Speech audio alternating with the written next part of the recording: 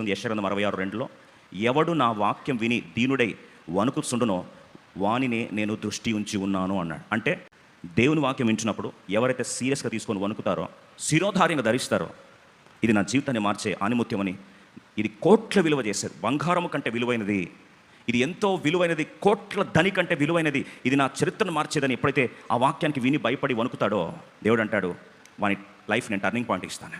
నువ్వు అందరికి వస్తున్నావు, నేను అడుగుతాను, ఎలాంటి మనస్తత్వంతో వాక్యం వింటున్నావు? ఎలాంటి మనస్తత్వం వాక్యం వింటున్నావు? ఇక్కడ వాక్యం ఒక సైడ్కి రన్ అవ్వాలి, ఇంకో సైడ్లో ఫోన్లో చాటింగ్ రన్ అవ్వాలి. నువ్వు దేవుని వాక్యాన్ని భయపడుతున్నావా?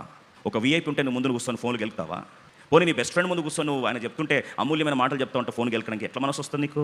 పరిశుద్ధాత్మ దేవుడు నీతో మాట్లాడడానికి ఇష్టపడి వాక్యాన్ని నీ ముందు విరిచి పరిశుద్ధాత్మ దేవుడు ప్రత్యక్షత నీకు విడుదల చేస్తూ ఉంటే, ఇక్కడ యోషియా చిన్న పిల్లవాడైనప్పటికీ రాజుగా కూర్చొని దేవుని వాక్యం ఏమవుతుందండి? భయపడతా ఉన్నాడు. బైబిల్ సెలవిస్తుంది, అతడు ధర్మశాస్త్ర మాటలు చదివి వినిపింపగా 22వ దినవృత్తాంతం 34:9 రాజు విని ఏం చేస్తున్నాడు? తన వస్త్రములను చింపుకొని తాను తగ్గించుకొని దేవుని వాక్యానికి భయపడచ్చు.